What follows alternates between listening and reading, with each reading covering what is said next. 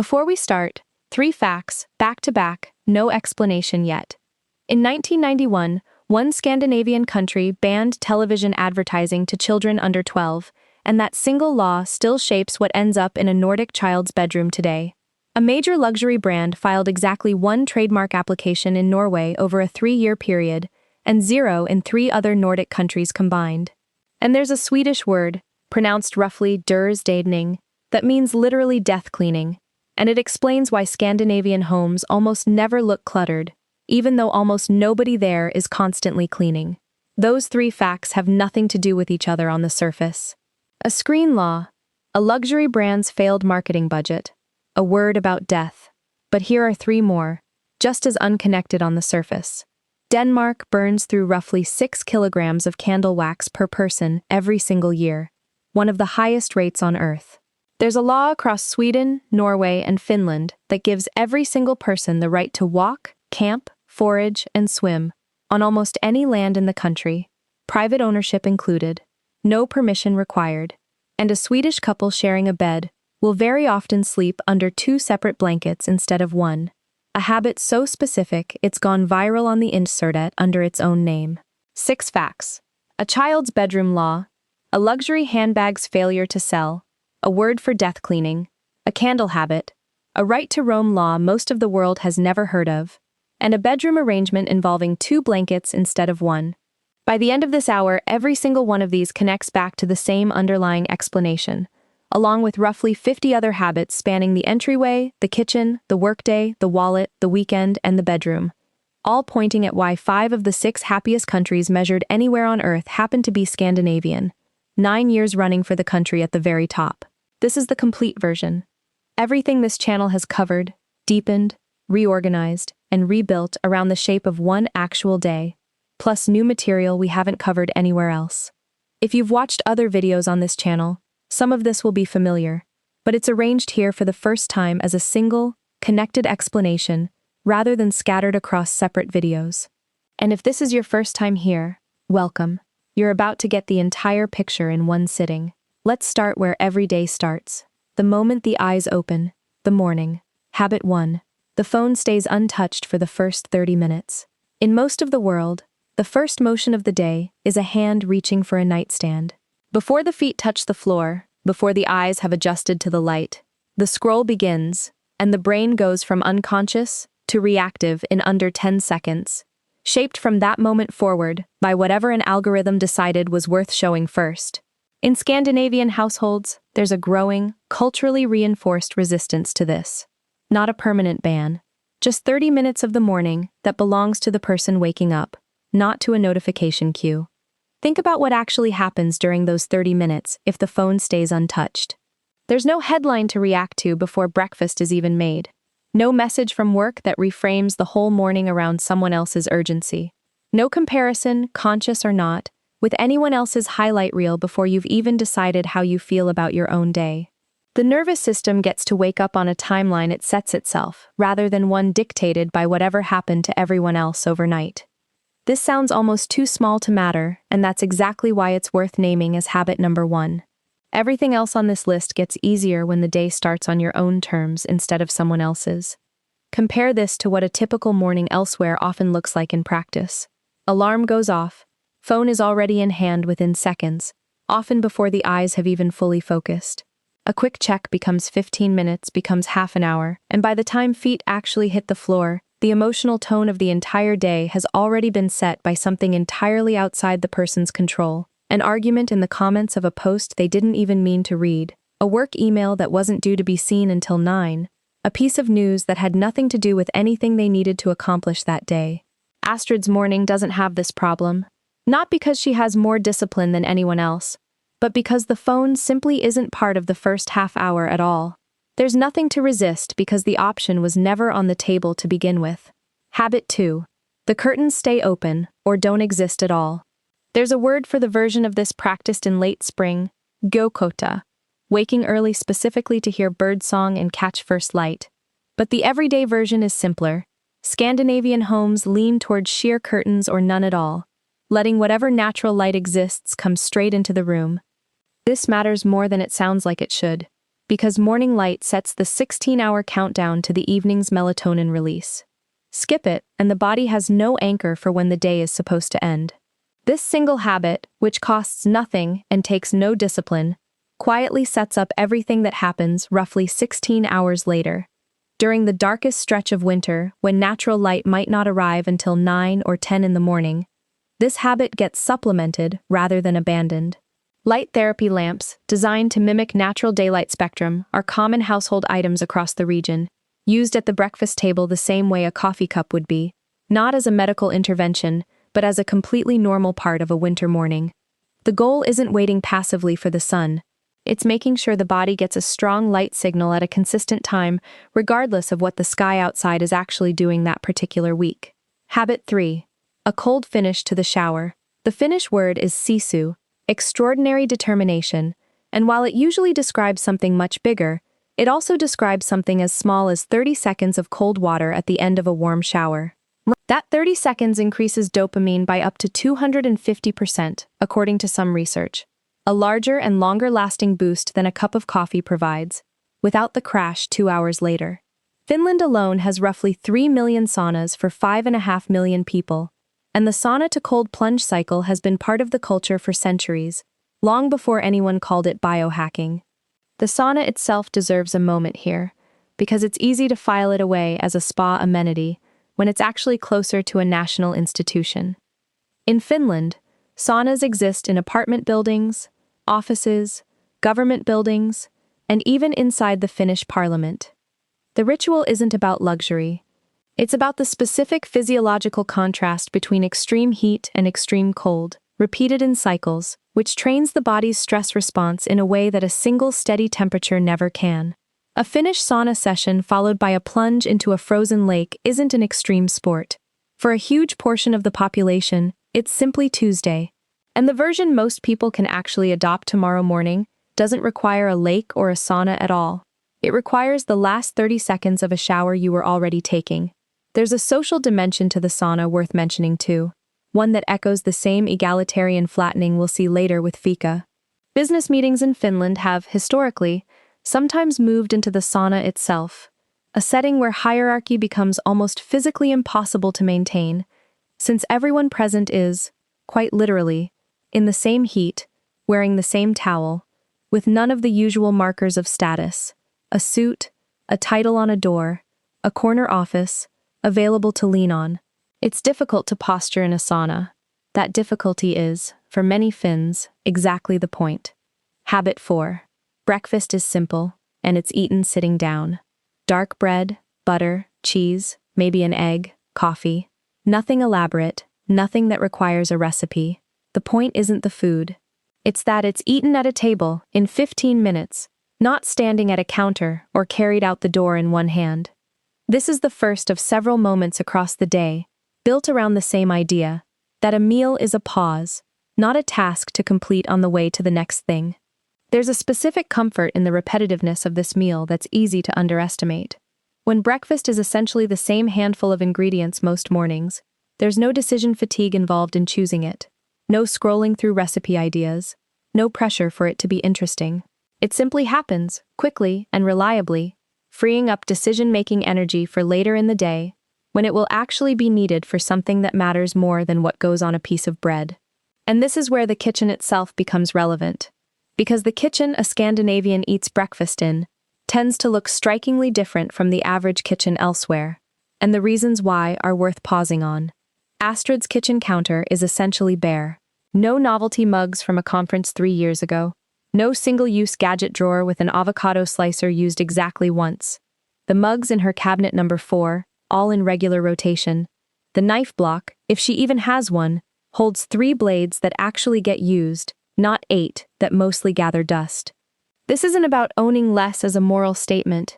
It's the direct application of lagom, just the right amount, applied to a room where clutter accumulates faster than almost anywhere else in a home. The fridge door is blank. No magnets, no expired coupons, no children's drawings from 2 years ago. A blank surface creates visual calm that a collaged one doesn't, and in a kitchen especially, that calm matters, because it's the first room encountered every single morning. The spice rack holds a dozen jars instead of 40, all recently used, none expired and forgotten.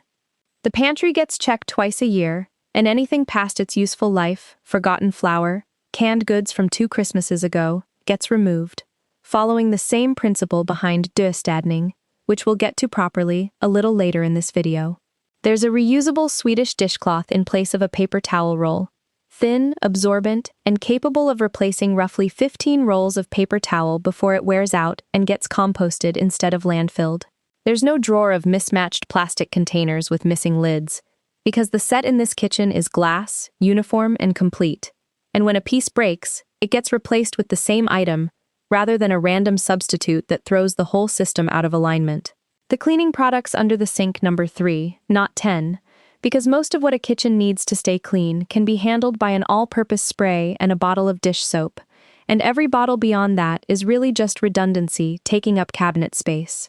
None of this happened by accident. It happened because every object in that kitchen has exactly one home, and it always goes back there.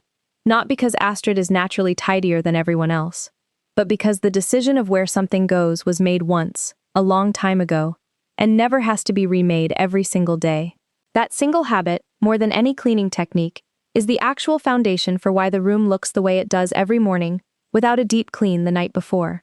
The same principle extends to the entryway, the very first room encountered on the way out the door each morning, and it deserves a mention here even though we'll come back to it more fully when the evening habits close the loop. Shoes have exactly one location, a rack or bench positioned right at the door, not scattered wherever they happen to be kicked off.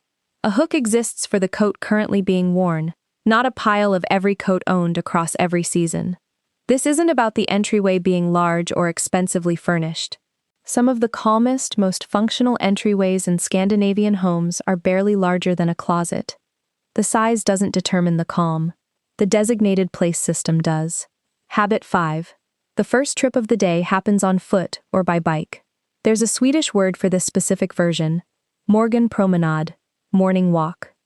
Copenhagen alone has over 380 kilometers of dedicated bike lanes, and even outside major cities, short distances default to human power rather than a car. This isn't treated as exercise, it's treated as the fastest, cheapest, most pleasant way to get somewhere reasonably close, and the physical and mental benefit is a side effect, not the point. Winter doesn't change this default the way you might expect. Studded bike tires are common. Snow clearing prioritizes bike lanes alongside roads in many Nordic cities, not as an afterthought handled once car lanes are finished. A Copenhagen commuter cycling through falling snow in January isn't performing hardiness. It's simply how the infrastructure and the culture assume the commute will happen, regardless of season, in a way that would strike many other cities as impractical to even attempt. 5 habits, and the workday hasn't even started yet. Light, cold, food, movement, and a kitchen built to stay calm without constant effort. Before we move into the workday itself, it's worth pausing on where all of this actually comes from, because none of it appeared out of nowhere. Where this actually comes from. It's tempting to treat all of this as a modern wellness trend, something that got packaged and marketed in the last decade, the same way so many lifestyle concepts have been. That's not accurate. Almost every habit in this video traces back to material conditions that shaped the region for centuries, before anyone thought to write a book about it. Start with the darkness. In the northernmost parts of Scandinavia, above the Arctic Circle, the sun doesn't rise at all for part of the winter, and doesn't set at all for part of the summer. This isn't a minor seasonal shift, it's a fundamental restructuring of what a day even means, twice a year, for anyone living there. Candle-heavy interiors, layered clothing, indoor coziness as a cultural value. None of these were originally lifestyle choices. They were survival responses to a climate that offered no alternative. A culture either builds rituals around managing extreme darkness, or it suffers through it unstructured. Scandinavia built the rituals, over generations, out of necessity, long before hygge became an exportable word on a candle company's marketing copy. The same logic applies to food. Long winters with limited growing seasons produced a food culture built around preservation, pickling, curing, fermenting, and simplicity born from what was actually available rather than what sounded impressive. The 5 to 7 ingredient dinner isn't a minimalist aesthetic choice invented recently. It's a direct descendant of a food culture that, for most of its history, simply didn't have the option of importing a wide variety of fresh ingredients out of season. Simplicity was the only option, for centuries, and it became a preference only after it stopped being a necessity. The social equality embedded in Janteloven and in the broader Nordic welfare state has roots that go back to relatively small, homogeneous farming and fishing communities, where survival often depended on cooperation rather than individual accumulation. A fishing village doesn't function well if one household hoards the catch while others go without. Cultures that depend on collective survival tend to develop strong social norms against individual displays of superiority, because those displays threaten the cooperation everyone actually needs to get through a harsh season. Janteloven, formalized as satire in 1933, was describing something that had already been operating, informally, for a very long time, before Sandemos gave it 10 numbered rules and a fictional town to live in. Even the outdoor habits have a practical history behind the modern romanticism. Friluftsliv wasn't originally about wellness. For most of Scandinavian history, being outdoors wasn't optional. It was how food got hunted, gathered, and farmed, how people traveled, how firewood got collected before winter. The cultural comfort with being outside in difficult weather isn't a modern affectation. It's what happens when a population spends centuries with no realistic alternative to going outside regardless of the weather, and eventually stops experiencing that as a hardship and starts experiencing it as simply how life works. This history matters because it changes how these habits should actually be understood by anyone trying to adopt them. They weren't designed, top-down, by a government wellness committee or a lifestyle brand. They emerged, bottom-up, over centuries, as practical responses to a genuinely difficult climate and a genuinely interdependent way of life. And only much later did researchers and marketers notice that populations living this way also happened to report unusually high life satisfaction, and started asking why. The habits came first. The happiness data came centuries later. That order matters because it means these aren't tricks optimized for a wellness outcome. They're load-bearing structures that happen to produce a wellness outcome as a side effect of solving much older, much more practical problems. With that context in place, back to the day and the hours that make up the actual workday. But first, a handful of myths worth clearing up, because a video this comprehensive should also correct a few things that get exaggerated or misunderstood every time this topic goes viral. 3 things people get wrong about all of this. The first myth is that Scandinavians are simply happier by temperament, some kind of inherent cultural calm that outsiders can admire, but never actually replicate. This isn't accurate, and it isn't even flattering, really, because it implies the habits in this video don't matter, that the outcome would happen regardless. Rates of seasonal depression during the darkest winter months are genuinely elevated across the region, sometimes significantly. Suicide rates in some Nordic countries have, at various points, been higher than the global average, a fact that sits uncomfortably next to the happiest country headlines and deserves to be mentioned rather than edited out for the sake of a tidier story. The well-being measured in these happiness rankings captures something real: general life satisfaction, trust in institutions, a sense of security, but it isn't the same thing as universal, uncomplicated contentment, and treating it that way flattens a more complicated reality into something simpler and less honest than it actually is. The second myth is that everyone in Scandinavia actually lives this way, uniformly, without exception. They don't. Urban young professionals in Stockholm or Oslo skip fika under deadline pressure the same way anyone does anywhere else. Screen time guidelines get followed by roughly a quarter of parents with children under 2, according to at least one study we referenced earlier in this video, which means 3 out of 4 don't fully comply. The same imperfect adherence gap that shows up whenever any culture has an ideal that real life doesn't always match. These are cultural defaults and strong social norms, reinforced by policy and infrastructure, not universal, perfectly executed behaviors, performed identically by every single person in 5 different countries. The third myth is that this is all free and effortless, a lifestyle that simply exists without cost or trade-off. It isn't.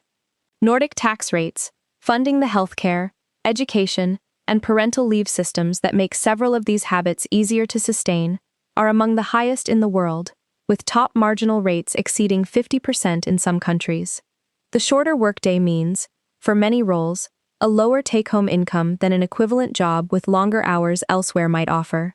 The cultural discomfort with standing out, useful for resisting status purchases, can also genuinely suppress individual ambition and ostentatious achievement in ways that plenty of Scandinavians themselves openly critique, and have been publicly critiquing since long before this video existed. Every one of the 20 habits in this video is a trade-off, not a free lunch, and it's worth watching this with that honestly in mind rather than treating Scandinavia as some kind of solved, frictionless utopia. None of these 3 corrections undercut the actual value of the habits themselves.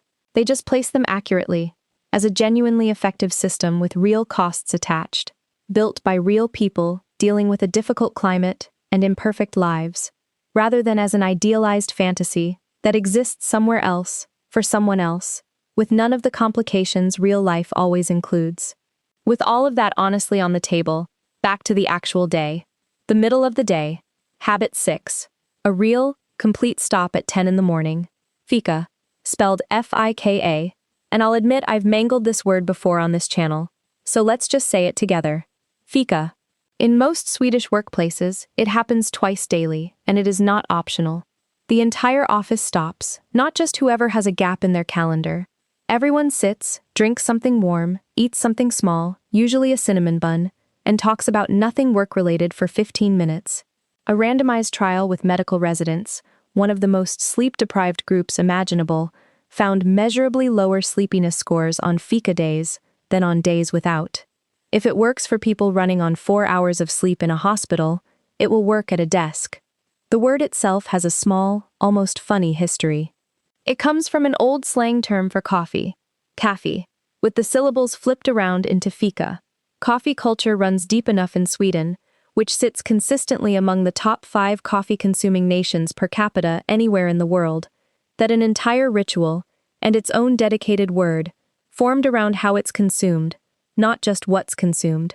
It's genuinely rare for a culture to build a specific, protected, twice-daily pause into the working day, and give it its own name. Most cultures just call it a break, if they protect it at all. There's also a specific etiquette to fika worth mentioning, because it separates it from an ordinary coffee break in a way that matters. Hierarchy softens during fika in a way it doesn't during a normal meeting. The most senior person in the room isn't served first or seated at the head of a table. Everyone gets up, everyone fills their own cup, everyone sits wherever there's space.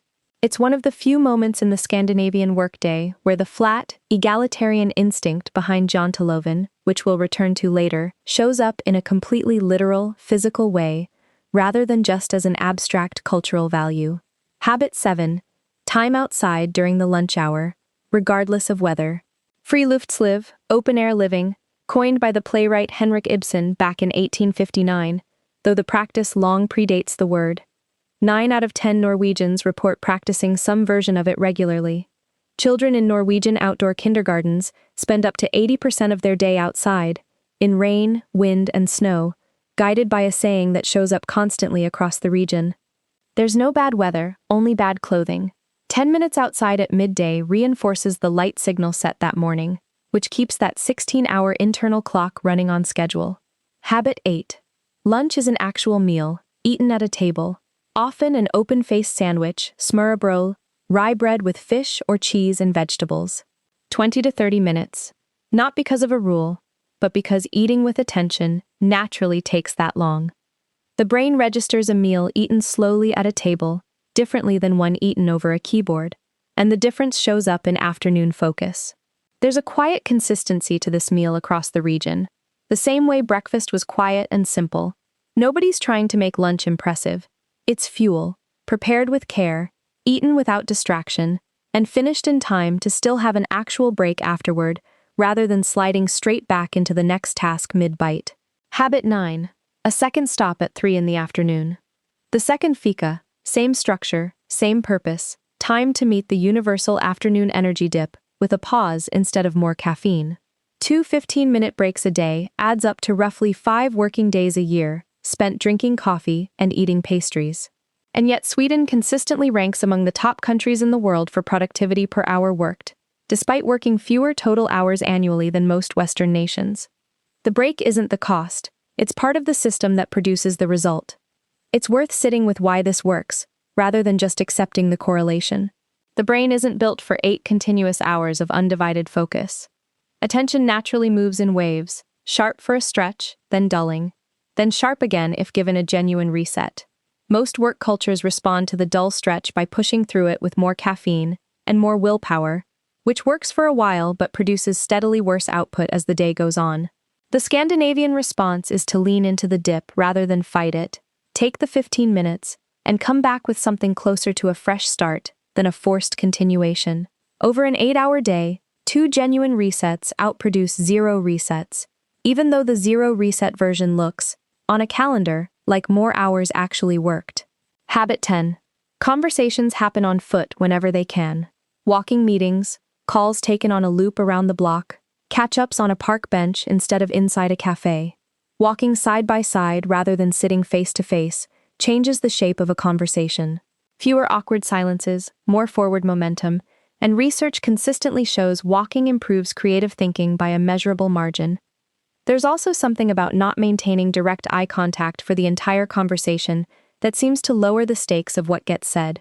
Difficult conversations, the ones people tend to avoid or postpone, often happen more easily on a walk than across a conference table, because the physical act of moving forward together mirrors, almost literally, the act of moving a difficult topic forward instead of stalling on it. That's the middle of the day. Now, before we move into the evening, 2 things worth pausing on, because they don't belong to any single hour. One is about money. The other is about the parts of life that don't happen on a weekday at all.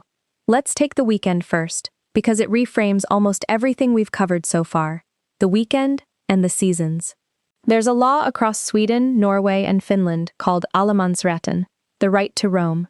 It grants every person, resident or visitor, the legal right to walk, cycle, camp overnight, forage for mushrooms and berries, and swim on almost any land in the country, including privately owned land, without asking permission, as long as it's done respectfully and not too close to a private home. This isn't a loophole or an old custom that's technically still on the books.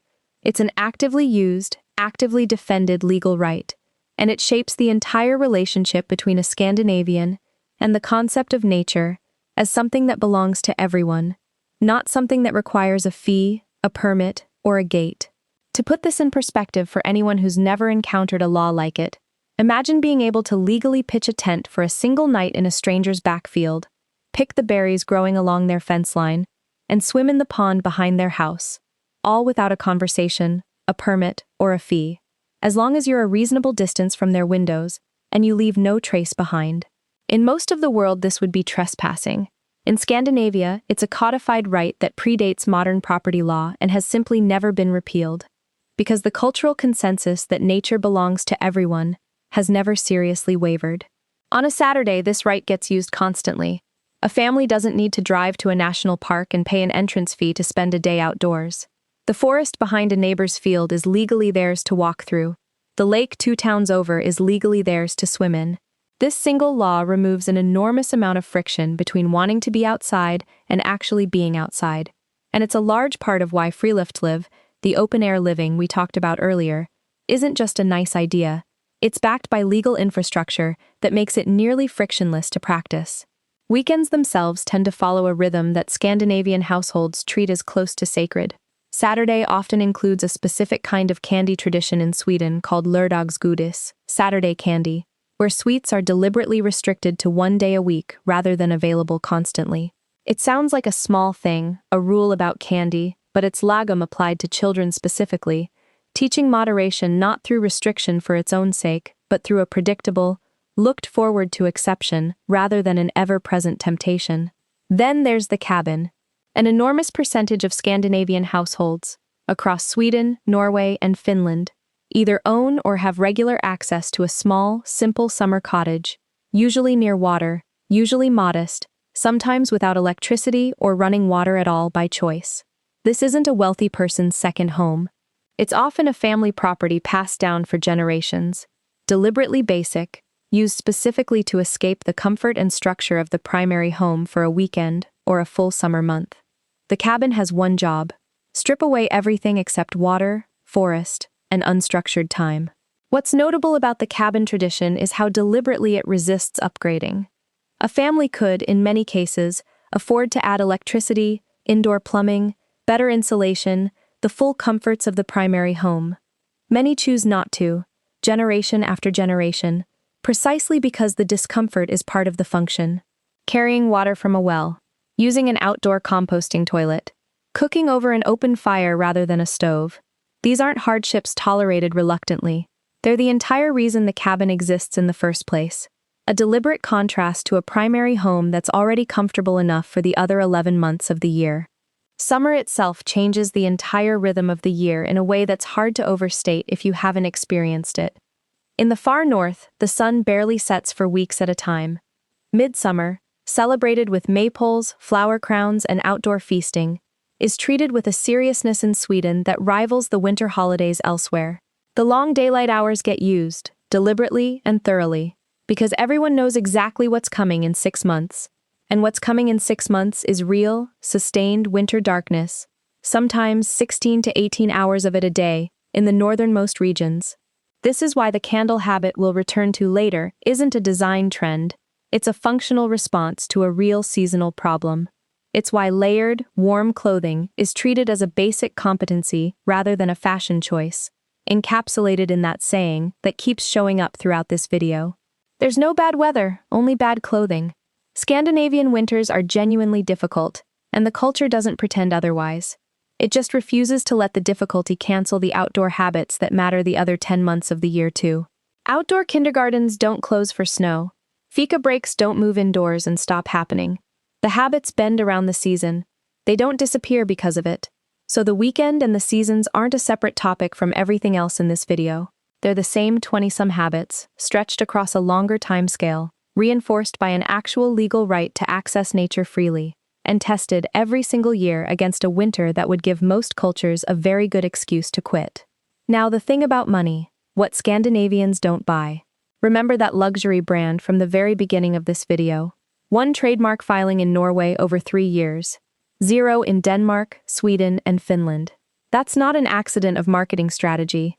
It's the direct result of a cultural code called janteloven, the law of Jante, dating to a 1933 satirical novel but reflecting something much older. At its core, a single instruction: you are not to think you are anything special, and you are not to think you are better than anyone else. The novel itself is worth a moment, because the 10 rules it laid out read almost like a checklist of everything modern marketing tries to make people feel. You are not to think you are anything special. You are not to think you are as good as we are. You are not to think you are smarter than we are. You are not to think you know more than we do. You are not to think you are more important than we are. Sandemose meant it as satire, a critique of small-town conformity, crushing individual ambition. But the sentiment resonated so strongly across the region that it stopped being satire and became something closer to an actual operating system for how purchases get evaluated, generation after generation, whether or not anyone involved has ever read the book it came from. It's worth noting the criticism too, because janteloven isn't universally beloved even within the culture it describes. Some Scandinavians, particularly younger generations and those in competitive or entrepreneurial fields, describe it as genuinely limiting, a social pressure that discourages ambition, makes celebrating personal achievement feel awkward, and can shade into a kind of enforced modesty that suppresses people rather than simply keeping them grounded. A grave marker for janteloven was even symbolically erected in Norway in 2005 by people declaring the concept dead and unwelcome. It isn't dead, clearly, given how visibly it still shapes purchasing behavior decades later, but the fact that a culture would stage a mock funeral for one of its own defining values says something honest about how complicated the relationship with it actually is, even from the inside. This shapes buying decisions across an enormous range of categories. A logo on a bag isn't a design choice in this context. It's a signal, and the signal, "Look how much this cost," tends to be read as a mild social offense rather than an aspiration. This is not because Scandinavians can't afford nice things. Sweden and Norway both have more billionaires per capita than the United States. It's that the entire purpose of a purchase whose value is being seen with it, rather than actually using it, runs against a code absorbed since childhood. This is why fast fashion struggles to dominate the way it does elsewhere.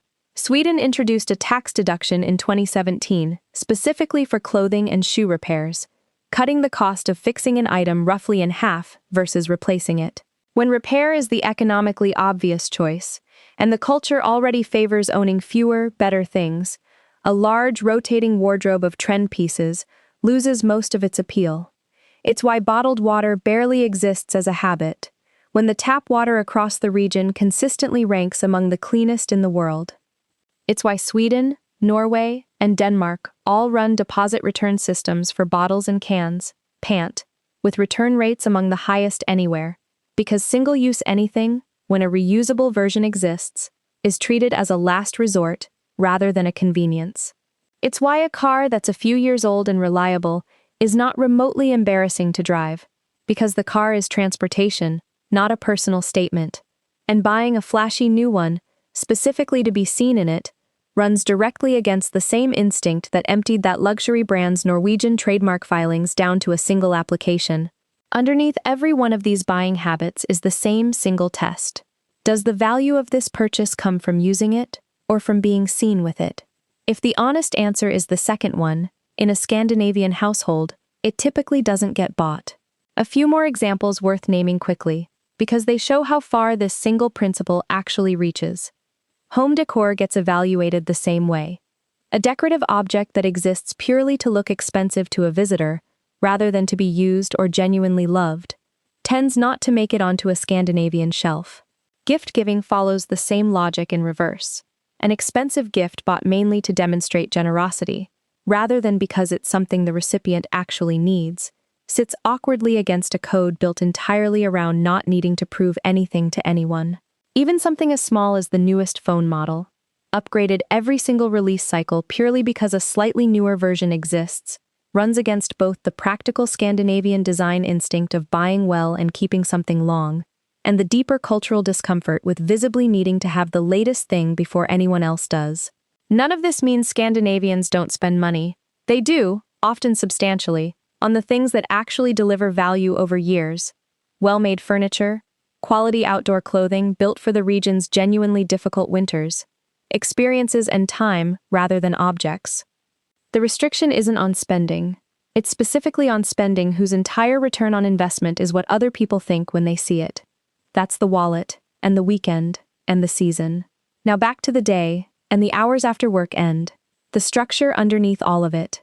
Before we get to the evening, one honest interruption, because it would be misleading to walk through 40 habits without acknowledging the parts of this that aren't habits at all, their policy, and pretending otherwise would leave out something important.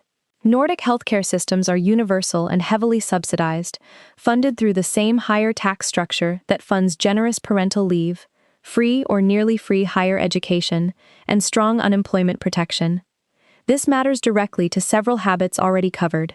It's much easier to leave work at 4 o'clock without anxiety, when a medical emergency won't bankrupt the household.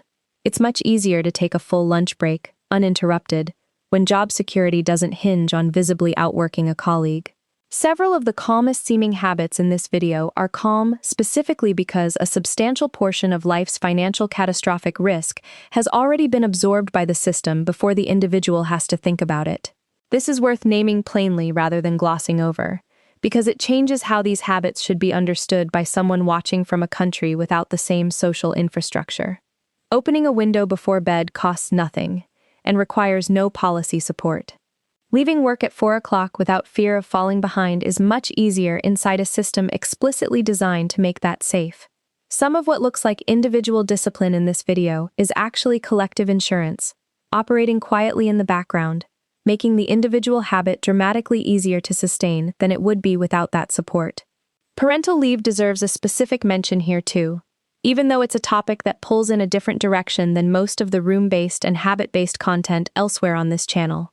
Sweden provides roughly 480 days of paid parental leave per child, a portion reserved specifically and non-transferably for each parent individually.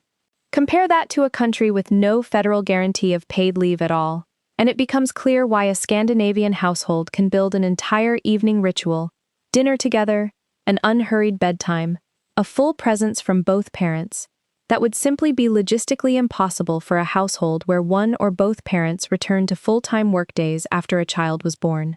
The evening habits in this video aren't just cultural preferences. In households with young children specifically, they're underwritten by a leave policy most of the rest of the world doesn't have access to. None of this means the habits themselves are inaccessible without Nordic-level social policy. Most of them, the window, the duvet, the walk, the phone-free morning, the written plan before bed, cost nothing and depend on nothing beyond personal choice. But a few, particularly around work hours and financial security, are genuinely easier inside the system that produced them, and it would be dishonest to present this video as a simple checklist without acknowledging that some items on it are load-bearing on more than just willpower. There's also a structural point worth making about education, since it shapes the adults these habits eventually describe. Nordic school systems, broadly, place less emphasis on standardized testing and early academic competition than many other systems, particularly in the earliest years. Formal academic instruction often starts later than in many other countries, with more emphasis on outdoor play and social development in the years before it.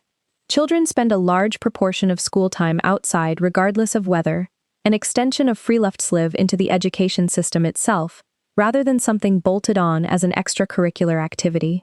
Whether or not this approach is directly responsible for the adult outcomes described throughout this video is a genuinely debated question among researchers, but the through line is at least worth noticing. A population raised with less academic pressure and more unstructured outdoor time in childhood grows into an adult population that, on average, appears considerably more comfortable with rest, play, and time away from productivity than many of its peers elsewhere. Finland in particular is frequently studied by education researchers internationally, precisely because it manages to combine some of the least standardized testing pressure of any developed education system with some of the strongest academic outcomes measured globally. Finnish children typically don't start formal schooling until age 7, several years later than many other countries, and homework loads remain comparatively light throughout primary education. The Finnish explanation for this, when researchers ask, tends to be some version of the same principle running through nearly everything else in this video. Trust the system, trust the individual, and remove unnecessary pressure rather than adding more of it, because pressure, past a certain point, produces diminishing returns rather than better outcomes. With that context honestly on the table, back to the actual evening. The evening. Habit 11. Work ends at a predictable, reasonable hour. In Sweden, the standard workday ends between 4 and 5 in the afternoon, in practice, not just on paper. Leaving on time isn't read as a lack of ambition. It's read as evidence that the time available was managed well. This is lagom applied directly to work, and it's the hinge that makes almost everything in the rest of the evening possible, because none of what follows exists if the workday runs until 7 or 8. It's worth being honest about what makes this possible, because it's not just individual willpower. Scandinavian labor culture, reinforced by strong unions and workplace norms built over generations, treats staying late as a sign that either the workload was mismanaged or the employee hasn't learned to prioritize, rather than as evidence of dedication. A manager who regularly stays until 8 isn't admired for it. They're quietly seen as someone who can't run their own calendar. That inversion, where staying late is the red flag rather than the good sign, is the actual mechanism underneath everything else in this section. Habit 12. Dinner is cooked from a small number of fresh ingredients: salmon and boiled potatoes, meatballs with lingonberry, a one-pot soup, built from whatever vegetables are in season. 5 to 7 ingredients is a normal dinner. The point isn't culinary ambition. It's that 20 to 30 minutes of chopping and stirring functions as a physical transition between the working day and the evening, something takeout, however convenient, simply can't replace. There's no pressure for the meal to be impressive, no expectation of a recipe pulled from a cooking show. The ingredients are usually the same handful in rotation, week to week, which sounds monotonous until you realize the monotony is exactly what removes the decision fatigue of figuring out dinner from scratch every single night. Habit 13. The meal is eaten at a table, with people, without a screen. In the United States, 1 in 4 people ate every meal alone the previous day, according to Bureau of Labor Statistics data, a figure that's climbed 53% since 2003. In Scandinavian households, the evening meal remains predominantly shared. Phones go in another room, not just face down on the table. The conversation doesn't need to be deep. Reliability, not content, is what makes the ritual work. The household doesn't have to negotiate. Every single night, whether tonight is a table night or a couch with the TV night, it's always the table. Removing that daily negotiation is, again, the actual mechanism, not some inherent magic in the act of eating together. Habit 14. The kitchen resets before the evening is considered over. This is where the never messy principles we mentioned earlier apply most directly. The meal isn't finished when the last bite is eaten. It's finished when the counter is clear again, dishes handled, nothing left out. 10 minutes, folded into dinner rather than treated as a separate chore, so that tomorrow's kitchen opens calm instead of already behind. And this connects to something worth stating plainly, because it ties directly back to that opening fact about dørstadning. A Scandinavian home doesn't stay tidy because someone cleans constantly. It stays tidy because of a small set of prevention habits repeated daily, and it's worth walking through each one specifically, because together they explain something that otherwise looks almost like magic. Every object has one designated home, and it always returns there. Not 3 possible locations depending on which room it was last used in. One location, always. This removes the tiny decision, where does this go? That's actually where clutter originates in most households. One postponed decision at a time. Repeated dozens of times a day across a family. Each one small enough to seem harmless, and each one, cumulatively, the actual source of the pile that eventually requires a dedicated weekend to address. Shoes come off at the door without exception, drawing a hard line between the street and the home. A habit Nordic entryways are physically designed around, with a bench and a shoe rack positioned exactly where that transition happens, not as an afterthought squeezed in wherever there was space, but as the organizing principle of the entryway itself. The floor stays cleaner for longer as a direct physical result, but there's a psychological effect too, because walking into a home in socks feels different from walking in with shoes on, and that feeling arrives before any conscious thought about cleanliness does. Nothing sits on a surface for more than a day. A single piece of mail left on a counter makes it slightly more acceptable to leave a second item beside it, and within 2 weeks what started as one envelope becomes a pile requiring an actual cleaning session, which is exactly why it never gets the chance to start.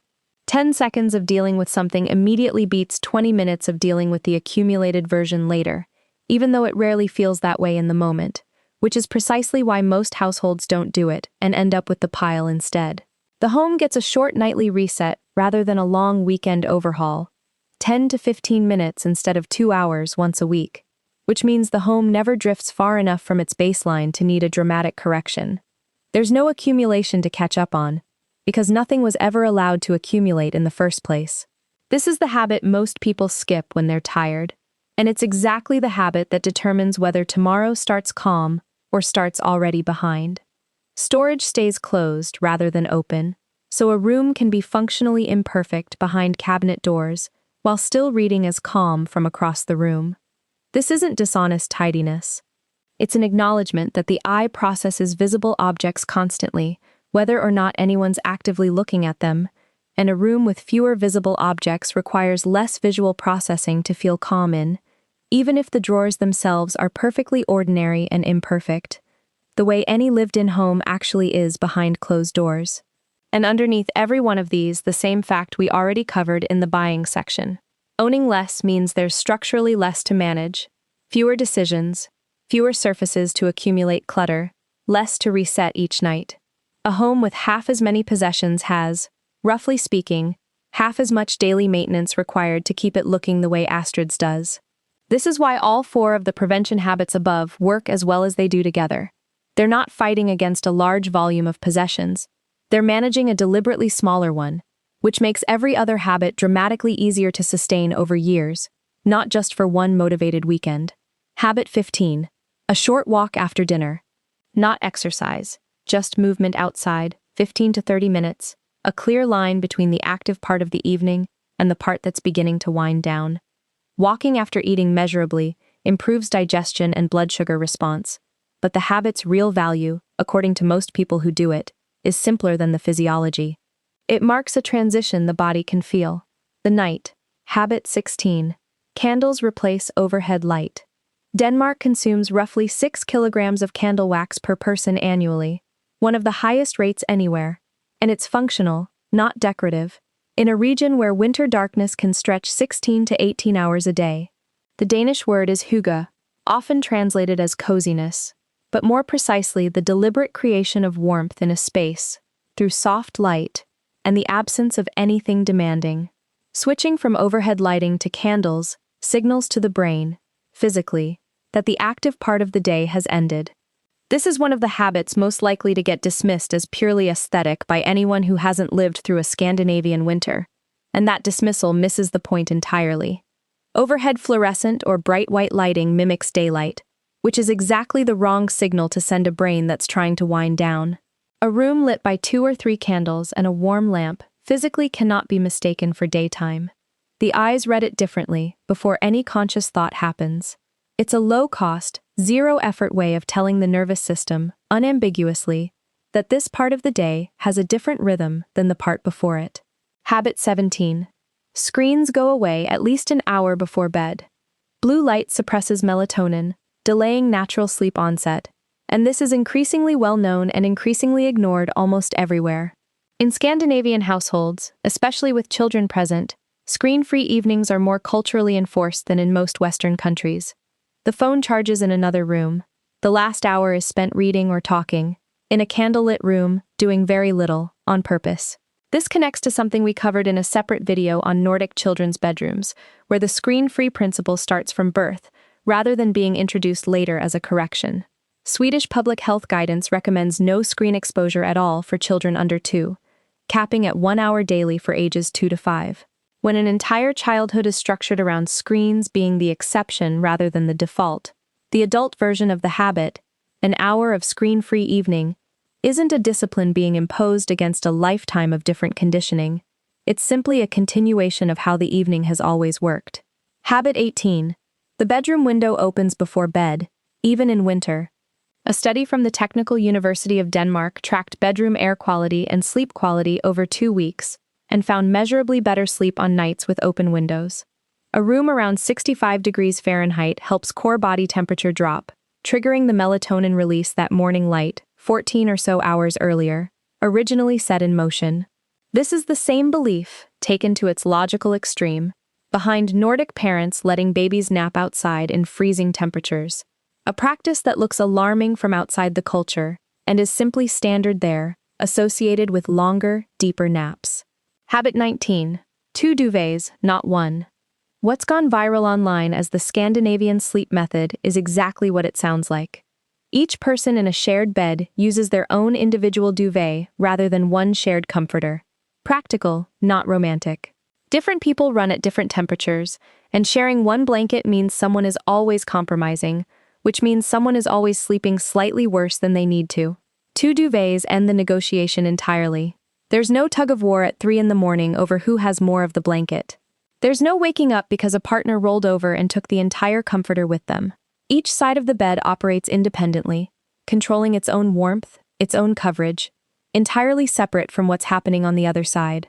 It sounds almost too practical to be worth mentioning as its own habit, and that's exactly the point. Most solutions to small, chronic annoyances are this practical. The reason they don't get adopted more widely elsewhere often has less to do with the solution's effectiveness and more to do with an unexamined assumption that a shared blanket is somehow more intimate than 2 separate ones, an assumption Scandinavian couples simply don't carry. Habit 19 and its logic settled. Let's pause once more, because it's worth actually contrasting this entire day against its opposite, side by side, to feel the size of the gap, rather than just hearing it described in pieces. The same day, the other way. Picture the other version of this exact day, hour for hour, because most people watching this are living some version of it right now, and there's no judgment in saying so. It's simply the default most modern environments are built around. The alarm goes off and the phone is already in hand before the feet touch the floor, already scrolling, already reactive, before the body has even decided how it feels about being awake. The curtains are blackout, so the room stays dark regardless of what time it actually is outside, and the only light coming on is the bathroom light, harsh and artificial, with no relationship to the actual sunrise. The shower is entirely warm, start to finish, because why would anyone choose discomfort voluntarily? Breakfast, if it happens at all, is eaten standing at the counter or in the car, whichever is faster, and the first trip of the day is by car, even when the distance would take 10 minutes to walk, because 10 minutes feels like an inefficient use of time that could otherwise be spent doing something on the phone at a red light. By the time this version of the morning is actually over, somewhere around the point of arriving at a desk, the nervous system has already absorbed a phone's worth of other people's emergencies, a car's worth of traffic-related low-grade stress, and 0 minutes of natural light or physical movement of any kind. None of this feels dramatic in the moment. It's just Tuesday. That's exactly the problem. Nothing about this version of the morning registers as a crisis, which is precisely why it's so easy to repeat, unexamined, for years, without ever once stopping to notice that an entirely different version of the same morning was available the whole time, at no financial cost, requiring only a slightly different set of defaults. At work, there's no scheduled pause at 10. Lunch is eaten at the desk, over the keyboard, half-watched between emails, if it's eaten as a distinct event at all rather than just grazed throughout the afternoon. There's no walk outside, because the weather isn't good enough today, and there's rarely a day where the weather actually feels good enough. The 3 o'clock slump gets met with a second or third coffee, not a pause, because stopping feels like falling behind, and everyone else is visibly still working, so stopping first feels like a risk nobody wants to take. Work extends to 6, then 7, some days later, because leaving on time when others are still at their desks carries a social cost that leaving on time in a Scandinavian office simply doesn't. There's a specific exhaustion that accumulates from a workday structured this way, distinct from the exhaustion of the work itself. It's the exhaustion of never fully exiting a state of low-grade vigilance, always slightly aware of who else is still online, always slightly unsure whether now is an acceptable moment to actually stop.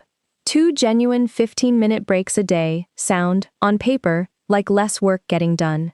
In practice, a day built around 0 real breaks and constant low-grade vigilance about being watched produces worse output by the afternoon than a day with 2 protected pauses and a clear, socially safe stopping point at the end of it, which is exactly the productivity data referenced earlier in this video, just experienced from the inside rather than read as a statistic. Dinner is whatever's fastest, eaten in front of a screen, sometimes together, often not, because everyone's schedule is different, and coordinating a shared meal every single night feels like one more logistics project layered on top of an already exhausting day. The kitchen doesn't get reset, it gets left for tomorrow, which becomes the day after tomorrow, until a Saturday afternoon gets sacrificed to catching up on a week's worth of postponed 10-second tasks that have compounded into a 2-hour project. There's no evening walk because by the time dinner's cleared, or not cleared, the day already feels over, and the couch feels like the only reasonable place left to be. It's worth noticing that nobody in this version of the day made a single bad decision.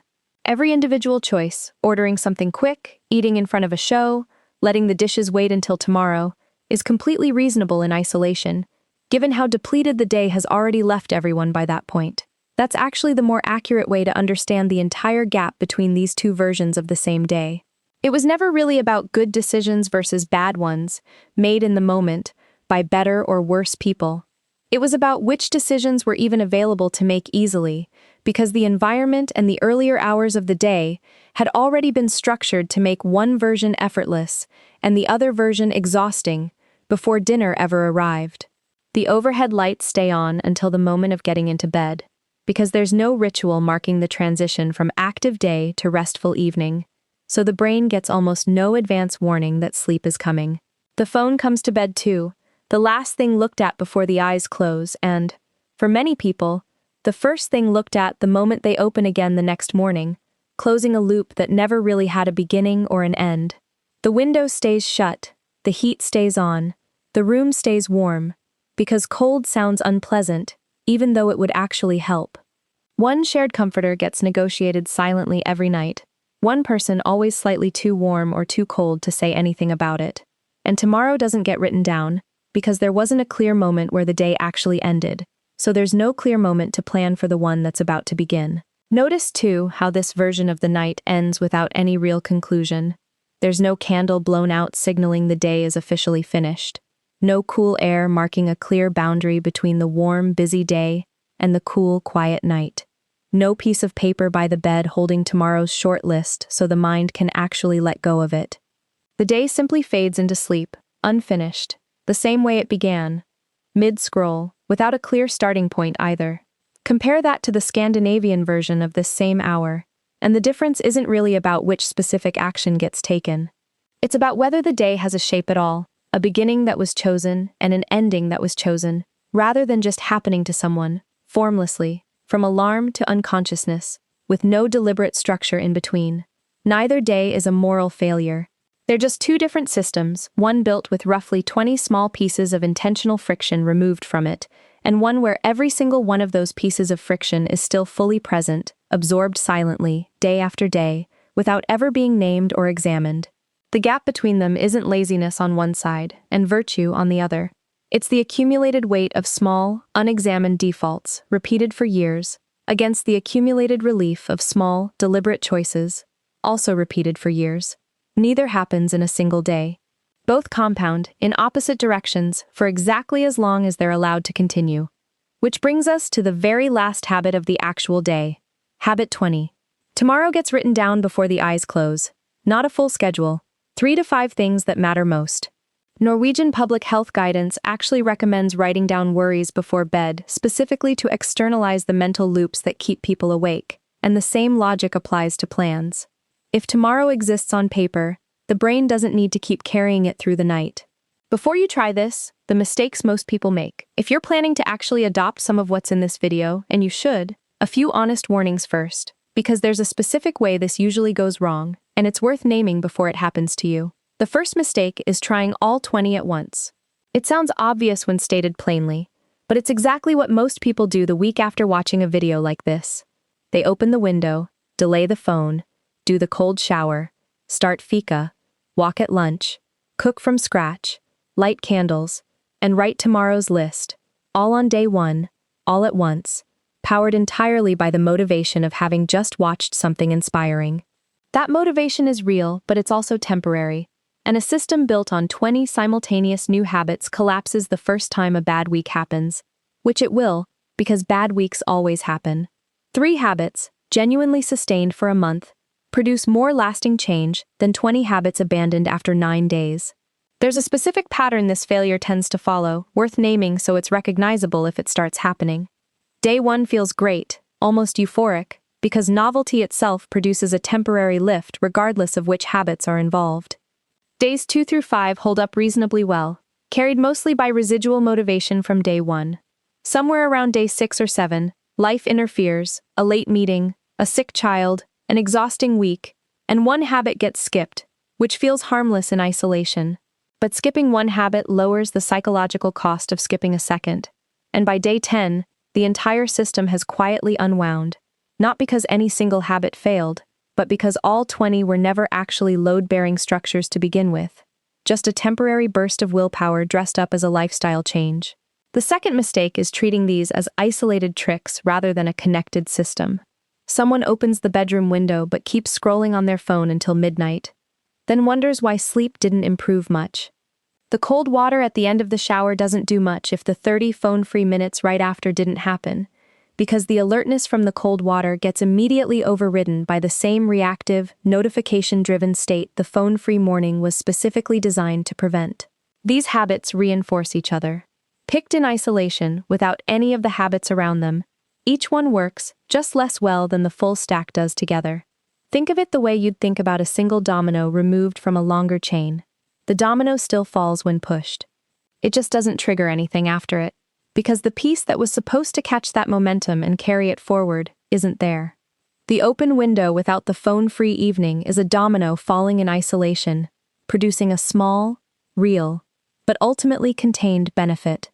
The open window, paired with the screens-away hour before it, and the written plan right after it, becomes part of a chain, where the calm from one habit sets up the conditions for the next one to work even better than it would have on its own. The third mistake is importing the habit without adjusting for a different starting environment. Leaving work at 4 o'clock is genuinely harder and carries genuinely different risk in a workplace culture that doesn't already expect it than it does in Sweden, where nearly everyone does the same thing at the same time and nobody's watching to see who leaves first. That doesn't mean don't try it. It means go in with realistic expectations about the friction involved, and possibly start with a smaller version, leaving 15 minutes earlier than usual, rather than expecting an immediate cultural shift in a workplace that was never built around it. This mistake shows up constantly with the parental leave and work hour habits specifically, because those two are the most policy-dependent items in the entire video, and also the ones people tend to get most frustrated by when they don't transfer cleanly. Someone watches this video, tries to leave at 4 the very next day, and either faces real professional consequences, or simply can't, because their specific job genuinely does require different hours.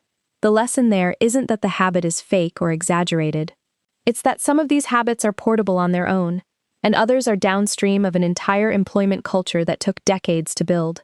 And expecting an individual to single-handedly recreate that culture inside one unchanged workplace is setting up for disappointment that was never really about the habit failing in the first place. The fourth mistake is turning this into another form of self-criticism.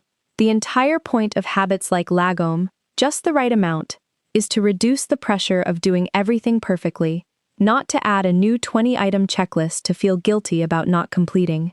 If a habit gets missed one day, the Scandinavian response isn't self-punishment. It's simply doing it again tomorrow, without treating the missed day as a personal failure, requiring correction through extra effort elsewhere. Import the habits. Don't import an anxious relationship with them that the culture they came from would find completely foreign. This last point might actually be the most important one in this entire section, because it's the mistake most likely to make someone give up on all of it permanently, rather than just temporarily. A missed morning walk isn't evidence of a character flaw. It's just a missed morning walk, the same as it would be for anyone, anywhere, on any given difficult day. The habits in this video were never meant to be graded. They were meant to quietly remove friction from an ordinary life, and a system that generates guilt when it isn't perfectly executed has already failed at that one job, regardless of how many of the 20 items got checked off that particular week.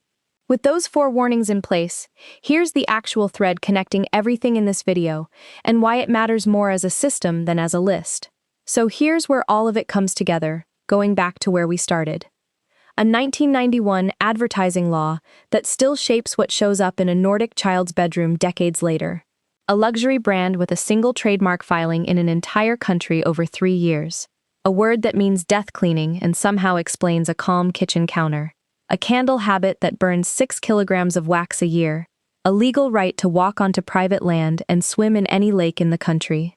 A bedroom with 2 blankets instead of 1. None of these are isolated quirks. They're the same underlying logic, showing up in 20 different rooms and situations across one single day, and stretched across an entire year through the weekend and the seasons. The logic is this. Every habit on this list, every single one, from the 30 minutes without a phone to the duvet you don't have to share, removes one small decision, one small compromise, or one small piece of friction from daily life, and does it in a way that costs very little and compounds enormously over years. None of these habits are individually dramatic. Nobody's life gets transformed by opening a window 15 minutes before bed, but 20 of these, repeated daily, for a lifetime, inside a culture that reinforces every one of them without requiring willpower to maintain, adds up to measurably, repeatedly, the happiest countries on the planet, 9 years running for the country at the very top. There's a second thread underneath all of this worth naming directly, because it's easy to miss if you only look at the habits one at a time. Almost every single one of them removes a decision rather than adding a rule. A designated home for every object removes the decision of where to put something down. A predictable workday end time removes the daily negotiation over whether today is the day you finally leave on time. A right to roam removes the decision of whether a specific stretch of forest is legally accessible. Even the candle habit removes a decision, because the room doesn't need active thought about whether it's time to wind down. The light itself already answered that question. This is the part most attempts to copy these habits get wrong. It's tempting to treat each one as a new rule to follow, another item on a self-improvement checklist, another thing requiring daily discipline to maintain. That's the opposite of how they actually function inside the culture that produced them. They're not rules, they're removed decisions, and removed decisions, unlike rules, don't require willpower to sustain. They just require being set up once. That's also Probably, the honest answer to why this is genuinely difficult to import wholesale into a culture built on different defaults. You can adopt the habit of writing tomorrow's plan on paper tonight. That one travels well, because it doesn't depend on anything else. But the habit of leaving work at 4 requires a workplace culture that doesn't punish you for it. The habit of a right to roam requires an actual law most countries don't have. The habit of 2 duvets requires nobody in the relationship treating it as somehow less intimate than sharing one. Some of these habits are portable on their own, others are load-bearing parts of a much larger structure, and pulling just one out without the rest of the structure around it produces a smaller effect than the full system does together. That doesn't mean the individual habits are worthless without the whole system. It means expectations should be calibrated honestly. Opening a window before bed will improve your sleep whether or not your country has a right to roam law. Writing down tomorrow's plan will quiet your mind at night, regardless of what time your office expects you to leave. But the full effect, the 9 consecutive years happiest country effect, comes from all 20-some of these operating together, reinforced by policy, by employers, by neighbors who also do all of it, for decades, not from any single habit in isolation. If there's one image worth holding onto from this entire hour, it's not any single habit. It's the shape of the whole day laid end to end, compared against its alternative. 2 mornings, 2 workdays, 2 evenings, 2 nights, built from roughly the same 24 hours, the same basic human needs for light, food, movement, rest, and connection, arriving at 2 dramatically different destinations, not because one culture works harder or cares more, but because one version quietly removed 40 small pieces of friction, one habit at a time, over generations, and the other version never got around to examining whether that friction was actually necessary in the first place. You don't need all 20, you never did. Pick 3. The ones that felt, watching this, like they were describing something already missing from your own day. Try them for a week, not as an experiment with an outcome to prove, just as a small, honest adjustment to what tomorrow looks like compared to today. Then, if 3 feels sustainable after a month, add a 4th. This is how the habit actually gets built into a life that wasn't already structured around it. Slowly, one removed decision at a time, the same way it was built into an entire region over the course of a few generations. That's the complete day. Every habit, every room, every hour, every season, and the thread connecting all of it. 40-some habits, 6 opening facts, 3 corrected myths, 4 warnings about how this tends to go wrong, and 1 long, honest look at the version of this same day most people are actually living right now, without ever having stopped to examine it. If even one part of this is going to change something about how you live this week, hit the like button, subscribe to Scandinavian Secrets, because there's more where this came from every week, and drop a comment. Out of everything in this hour, what's the very first thing you're changing tomorrow morning? I read every single one. Och som alltid, vi ses nästa gång.